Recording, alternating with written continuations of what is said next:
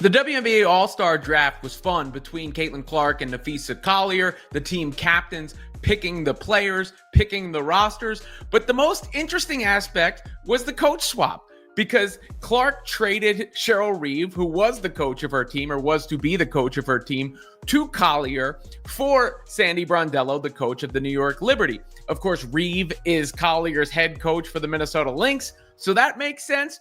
But the drama is going to come from Reeve having previously been critical on social media about the amount of attention Clark received relative to the rest of the league, not to mention being the coach of Team USA that Caitlin Clark was so famously snubbed from.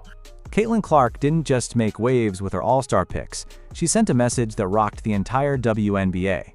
When the rising star traded away Cheryl Reeve, the league's most respected and polarizing coach, jaws dropped. Reeve, once selected to coach Clark's All-Star team, was suddenly out. And not just quietly replaced, she was publicly swapped for someone Clark actually wanted. Of course, Reeve wasn't a part of the official committee, but, some may believe she had some say in how all that went down. Regardless, the picking between the players was a lot of fun, and Caitlin Clark also wound up with all of the Fever members on her squad as well, meaning Aaliyah Boston, Clark, and Kelsey Mitchell will be a trio in Indianapolis for All-Star. This wasn't about strategy, it was personal. Fans immediately pointed to the tension brewing between Clark and Reeve for months, stemming from media drama, locker room politics, and the now infamous Christine Brennan controversy. Clark's decision wasn't subtle. She picked players who backed her. She avoided rivals, critics, and anyone who ever threw shade in her direction. Here are the teams. You can see Caitlin Clark celebrating what she was able to accomplish here. That's her squad. Clark, Boston, Ionescu, Wilson, Sabali, Mitchell, Gabby Williams. I love Gabby Williams. What a player. Sonia Citron, Kiki Iriafen, Jackie Young, Thornton, Kayla Thornton from the Valkyries. But the biggest move? Removing a coach who many believe never wanted her in the first place. For Cheryl Reeve, who built her career commanding the biggest names in women's basketball, it felt like a public slap in the face. And as the news broke, Reeve's reaction told the real story. Her silence, her discomfort, her barely hidden frustration. But as a coach of the home team, there's going to be a lot of people cheering for that other side. I don't get two shits. This wasn't just about an all-star game. It was about power. And Caitlin Clark just proved that she's not only the face of the league, she might be the one quietly rewriting its rules. You've now got, obviously, Team Caitlin Clark with 3 of the players from the Fever, but I cannot believe she traded the coach. When Caitlin Clark revealed her all-star roster, it didn't take long for fans and analysts to notice a pattern. This wasn't just a random collection of talent, it was a curated list of allies. From her fellow Indiana Fever teammates to players she'd built a quiet bond with behind the scenes, Clark's picks told a bigger story. She didn't just select the best players available. She selected the ones who had never crossed her, shaded her, or thrown her name into controversy. In short, her roster screamed one thing: no ops allowed. In sports culture, an op is more than just an opponent. It's someone who actively works against you, either on the court or in the media. And Caitlin Clark made it very clear: if you've ever spoken out against her, you're not getting an invite. Not to this game, not to her team, and definitely not to her circle. Let's look at who she picked. There was Kelsey Mitchell, her teammate on the Indiana Fever. Gabby Williams, a reliable player who's never said a negative word about her. Sonia Citron, who played with Clark on Team USA and shares championship chemistry. Even Satou Sabali made the cut, one of the more outspoken WNBA players, but notably pro-Clark and supportive of new fans flooding into the league. One by one, the names began to reveal a clear message. This was Team Clark in every sense of the word. And the exclusions were just as telling. No players with public beef. No teammates of Angel Reese. No veterans who've questioned her impact on the league. If you've tweeted something shady, liked a questionable post, or even gave a lukewarm interview, you were out. Caitlin didn't forget. And she didn't forgive, at least not when it came time to build her all-star empire. Détaillé. Some fans laughed it off. Others praised her for protecting her peace. But behind the humor was a subtle power move that showed just how aware Clark is of her public image, and how determined she is to control the narrative. For a rookie, that's not just savvy, That's revolutionary. In a league where locker room politics can be just as intense as the games themselves, Caitlin Clark is flipping the script. She's not waiting for respect, she's claiming it. And instead of confronting critics directly, she's doing something far more effective, freezing them out. No confrontation, no drama, just complete silence. And that silence, ironically, spoke louder than any press conference. But as calculated as it seemed, there was one move that shocked even her biggest supporters. It wasn't just who she picked, it was who she traded. And that's when this story stopped being about friendly matchups and started looking more like a silent rebellion against the old guard. Because what came next didn't just raise eyebrows, it cracked the league wide open. When the news broke that Caitlin Clark had traded away Cheryl Reeve, the very coach originally assigned to lead her All-Star team, the WNBA world didn't just flinch. It exploded. This wasn't a casual decision. Cheryl Reeve isn't just any coach. She's a four-time WNBA champion, the head coach of Team USA, and one of the league's most respected figures. Her resume is stacked, her influence undeniable. So why would Caitlin Clark, a rookie in her debut All-Star season, go out of her way to remove her? The answer is layered, and it starts with a name that stirred plenty of controversy in recent months. Christine Brennan, the veteran sports journalist, released a book earlier this year that made several sharp claims about how certain WNBA elites, including Cheryl Reeve, viewed Caitlin Clark behind closed doors. Brennan alleged that Reeve expressed frustration with the media circus surrounding Clark and even questioned her readiness for the spotlight. The fallout was immediate. Fans of Clark flooded social media, outraged that one of the league's top coaches would allegedly undermine the league's most promising star. Then came the cleanup. Cheryl Reeve reportedly deleted tweets related to the controversy. In interviews, she denied ever saying what was claimed in Brennan's book. Brennan in turn doubled down, insisting that her reporting was accurate. What followed was a silent, simmering Cold War between two powerful women, with Caitlin Clark caught right in the middle. But Caitlin wasn't silent. She was watching.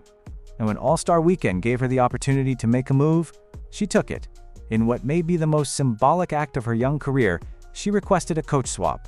Instead of teaming up with Cheryl Reeve, she chose Sandy Brondello, the respected head coach of the New York Liberty. Brondello, while also a veteran coach, came with far less baggage when it came to Clark. No beef, no public history, just basketball. Kala. It was a calculated pivot, and it didn't just remove Reeve from the spotlight. It sent a message that Clark wouldn't be handled, packaged, or tolerated by anyone who had doubted her. The trade wasn't just about comfort. It was about control. Clark made it clear, you don't get to coach me if you don't believe in me. For Cheryl Reeve, the optics were rough. A coach of her caliber being rejected by a rookie? That's not just rare, it's borderline unheard of. And while Reeve has remained professional in public, insiders noticed the tension. Her absence from Team Clark wasn't explained away. It didn't need to be. Everyone watching understood exactly what had happened. Henning. This wasn't just about an All-Star game. It was about rewriting the rules. Clark isn't just playing the game. She's rearranging the board. And by trading Reeve, she showed that power in the WNBA doesn't just come from titles or tenure. It comes from knowing your worth and refusing to play for someone who doesn't see it. If the Cheryl Reeve controversy felt personal, that's because it was rooted in something much deeper than coaching assignments or All-Star Weekend. It traces back to a name that's been haunting WNBA headlines for months: Christine Brennan. A seasoned sports journalist with decades of experience, Brennan didn't just write a book. She lit a match and threw it straight into the heart of the league's most fragile relationships. And at the center of the fire? Caitlin Clark. In her book, Brennan recounted private conversations, anonymous league sources, and behind-the-scenes observations that painted a troubling picture of how certain WNBA figures, including Cheryl Reeve, viewed the rise of Caitlin Clark. According to Brennan, Reeve expressed skepticism about the media frenzy surrounding Clark, allegedly doubting her maturity, her leadership, and even her long-term impact on the league.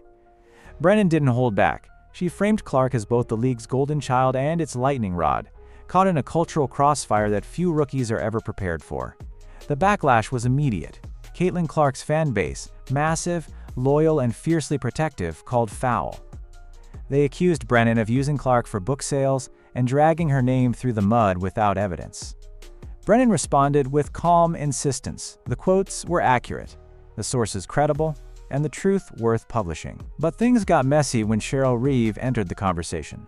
Reeve, whose name had been linked to several of Brennan's pointed claims, suddenly went dark on social media. Tweets were deleted. Interviews became vague. When asked about the book's contents, Reeve gave elusive answers, dismissing them as out of context or exaggerated. Then came the denial. She never said those things. She never acted that way. The book, she claimed, was overblown. Brennan, on the other hand, stood her ground, stating publicly that she had transcripts, notes, and sources to back her reporting. This public contradiction between a journalist with receipts and a coach in damage control created an uncomfortable spotlight. It was no longer just about what Reeve had allegedly said. It was about whether she could be trusted to lead the very player she was rumored to have undermined. And that's where Caitlin Clark drew the line. Instead of confronting the issue directly, Clark responded with action. She refused to play the political game. She didn't speak out against Brennan or Reeve. She didn't defend herself in interviews. What she did was far more powerful. She quietly removed herself from the situation by removing Reeve from her All-Star experience. It was a silent statement, but one that echoed across the league. The Brennan book didn't just expose opinions, it exposed fractures between coaches and players, between old leadership and new stars. And in that chaos, Caitlin Clark made a decision. She chose her own narrative. And in doing so, she turned what could have been a PR nightmare into one of the most decisive and calculated moves of her young career. When Caitlin Clark asked to trade her All-Star coach, it was more than just a bold move. It was a league-altering power play. All-Star rosters often generate headlines, but rarely do the coaching assignments make news. That changed the moment reports confirmed that Clark had requested to replace Cheryl Reeve with Sandy Brondello. And make no mistake, this wasn't a swap based on strategy or compatibility. It was personal, it was deliberate, and it sent shockwaves through every corner of the WNBA. Cheryl Reeve was originally assigned to coach Team Clark based on performance criteria. She's a decorated champion, Team USA's head coach, and one of the longest-standing figures in the league. On paper, she was the obvious choice. But behind the scenes, her relationship with Clark had already frayed, if it ever existed at all. From her alleged comments in Christine Brennan's book to her inconsistent behavior on social media, Reeve's stance on Clark had become a hot-button issue. Whether she underestimated Clark or simply didn't vibe with her, the chemistry was clearly off, and Caitlin wasn't willing to pretend otherwise. So she did what no rookie had dared to do before. She made a change. Caitlin Clark reportedly made it clear that she would prefer another coach, someone who hadn't been caught in the middle of a media firestorm. That coach was Sandy Brondello, leader of the New York Liberty and one of the more diplomatic figures in the league. Brondello didn't carry baggage. She didn't have her name wrapped up in headlines or, quote, blocks. She had a reputation for letting her players shine, for giving them space, and for not trying to control the narrative. In short, she was safe. But the league wasn't ready for this kind of player empowerment. Not from a rookie. The idea that Clark could influence her coaching assignment sent a ripple through league offices and front offices alike. If a first-year player could make that kind of demand, what does that mean for veterans? What does it say about power dynamics in the league? And more importantly, what does it reveal about how threatened some corners of the WNBA feel by Clark's meteoric rise? While the league tried to play it off as a logistical change, fans weren't buying it. Social media lit up with speculation. Was Reeve blindsided? Did she push back? Was there tension behind closed doors that nearly blew up the All-Star weekend before it even started? No one in an official role said anything. But silence, in this case, said everything.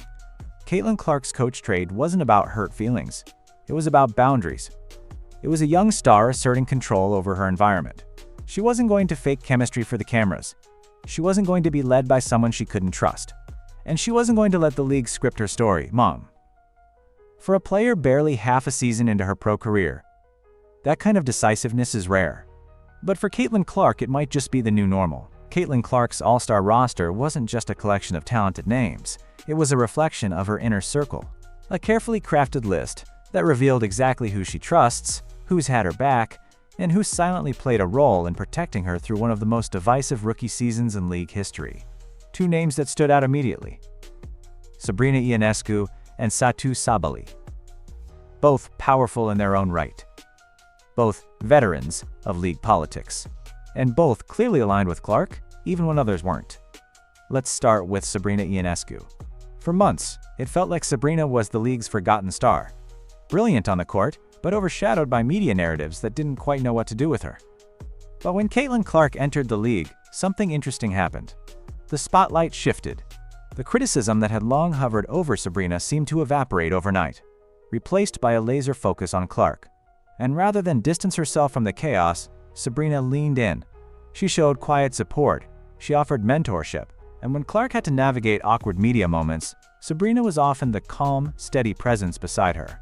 By picking Sabrina for her all-star team, Clark sent a quiet thank you, a nod of respect to a player who once bore the same weight and scrutiny, and who handled it with grace. It also made a statement to the league. The new generation isn't trying to erase the last one. They're linking arms. And Sabrina? She was more than willing to be part of that bridge. Tron. Then there's Satu Sabali.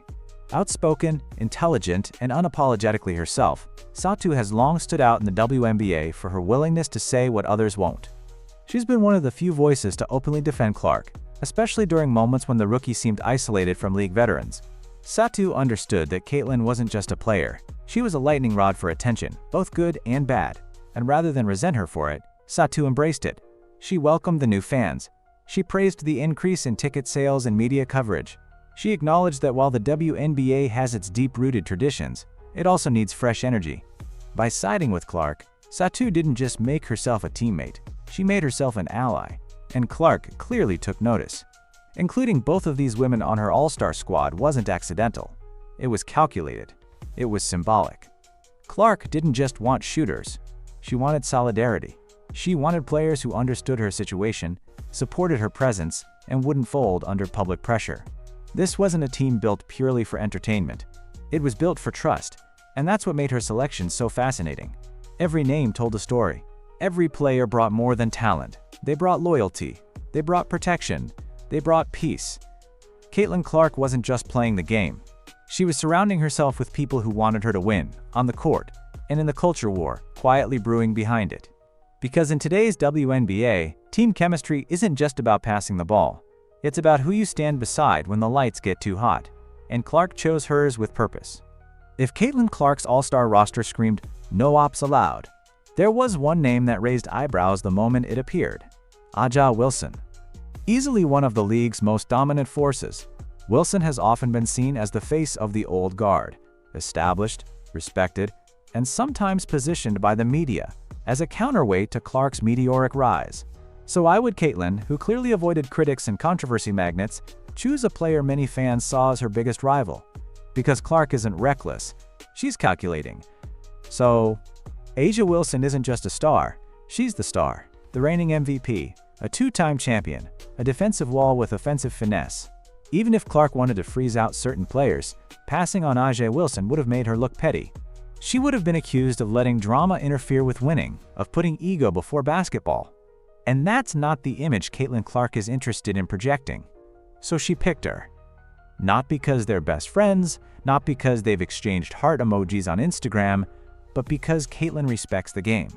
And if there's one thing Wilson has proven over and over, it's that she can back up the hype. You don't snub a player like Aja Wilson, you build with her, even if there's tension under the surface.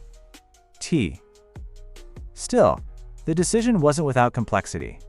The feud, if it can be called that, has been fueled more by media speculation and fan commentary than direct conflict between the two players. Yet the energy is undeniable. Wilson has often embodied the WNBA's traditional core, while Clark represents the explosive, outsider energy the league has suddenly been forced to adapt to. Their differences in media attention, endorsement appeal, and fan loyalty have sparked an unspoken rivalry. So Caitlin picking Wilson sent a subtle, strategic message.